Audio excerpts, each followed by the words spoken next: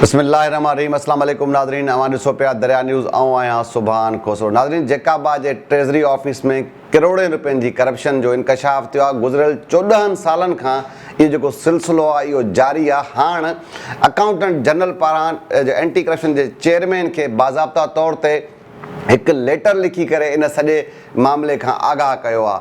हाणे गुज़िरियल 14 सालनि खां जेको ट्रेज़री ऑफिस आहे जेकाबाद जी, उन मुख़्तलिफ़ माण्हुनि जे नालनि ते जाली जेको आहे त आईडियूं ठाहियूं, जिन खे रिटायर ॼाणायो वियो। रिटायर ॼाणण खां पोइ हर महीने उन्हनि जे पेंशन जी मद में करोड़ रुपया कढिया पिया वञनि। अकाउंटेंट जनरल जेको लेटर लिखियो आहे एंटी करप्शन जे चेयरमैन खे, उन में उन ॼाणायो आहे त एजुकेशन जो खातो आहे, उन सां गॾु एजुकेशन वर्क्स आहे, पुलिस आहे, ज़राअत आहे, सिहत आहे, लेबर समेत मुख़्तलिफ़ जेके खाता आहिनि उन्हनि में गुज़िरियल 14 सालनि खां जाली जेके मुलाज़िम आहिनि जिन खे रिटायर ॼाणाए करे उन्हनि जे नालनि ते पेंशन जी मद में करोड़ रुपया कढण जो जेको सिलसिलो आहे उहो जारी आहे। उन लेटर में इहो लिखियो आहे त एंटी करप्शन जा जेके अमलदार आहिनि उन सॼे मामले जी जांच कनि ऐं मुलविस जेके माण्हू आहिनि उन्हनि ख़िलाफ़ कार्रवाई कई वञे। इहो लेटर जी कराची में जीअं एंटी करप्शन जे चेयरमैन पहुतो आहे त उन डायरेक्टर सतह जे हिकु ऑफिसर खे इन सॼे मामले जी जांच ॾिनी आहे। जल्द एंटी करप्शन जेका टीम आहे उहा जेकाबाद पहुचंदी ऐं ट्रेज़री ऑफिस जो रिकॉर्ड आहे उनखे पंहिंजी तहवील में वठंदी ऐं तहवील में वठण खां पोइ इन सॼे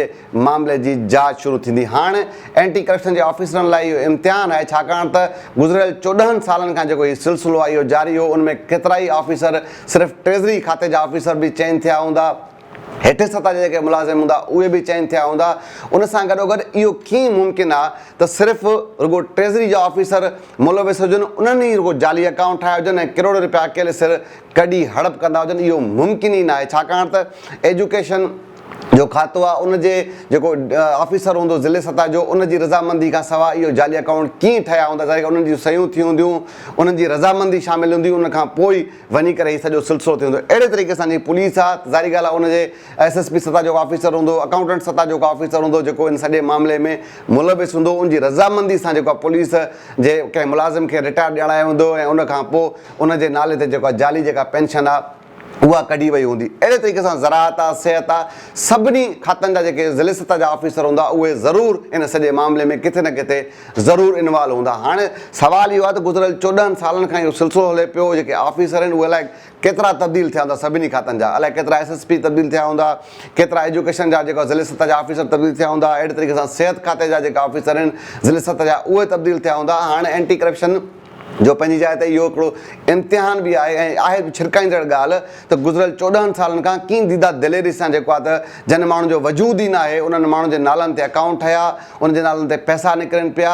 जेके इदारा आहिनि उहे सभु ख़ामोश तमाशाई, सभिनि जो पंहिंजो हिसोपति मुक़ररु थियल हो, सभु कढनि पिया, हले पियो। आख़िर हाणे कहिड़ो अहिड़ो कुझु थी वियो जो जेको अकाउंटेंट जनरल हिकिड़ो बाज़ाब्ता लेटर लिखियो आहे। हाणे ॾिसणो इहो आहे त जीअं मां चयो त एंटी करप्शन जो इम्तिहान आहे ऐं कीअं उहे हिन सॼे मामले खे जेको आहे त चेक कनि था, सॼे मामले जी जांच कनि था ऐं शफ़ाफ़ियत जो बि सुवालु आहे। त हाणे ॾिसणो सिर्फ़ु इहो आहे त कीअं एंटी करप्शन इन सॼे मामले जी जांच शुरू थिए थी ऐं उन्हनि मुलविस जेके माण्हू आहिनि उन्हनि ख़िलाफ़ु कहिड़ी कार्रवाई थिए थी, या रिवायती तरीक़े सां जीअं जांच हलंदियूं रहंदियूं आहिनि पोइ इहे फाइलनि जा जेका त पेट पिया भरिबा आहिनि ऐं सॼो जेको मामिलो आहे उहो लहमिटी कयो वेंदो।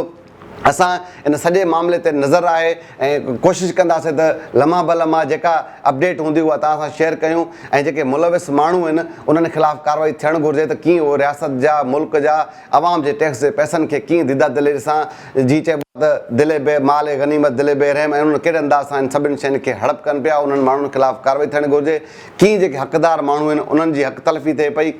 हिन सॼे मामले ते हाणे ॾिसणो आहे त एंटी करप्शन कहिड़ो ॿूटो ॿारे थी। एंटी करप्शन जा जेके ऑफिसर जेकाबाद पहुचनि था, जेकाबाद पहुचण खां पोइ कहिड़े अंदाज़ में तहरुक वठंदा ऐं कहिड़ी सतह ते जांच शुरू थिए थी ऐं जी चयो त इहो असांजी नज़र रहंदी त उन मुलविस माण्हुनि ख़िलाफ़ु कहिड़ी कार्रवाई थींदी या सिर्फ़ु ऐं सिर्फ़ु रुॻो फाइलनि जो पेट भरे वेंदो। अॼु प्रोग्राम ॾियण जा, सुभाणे वरी कंहिं ॿिए शइ मुलाक़ात थींदी। अला भाई।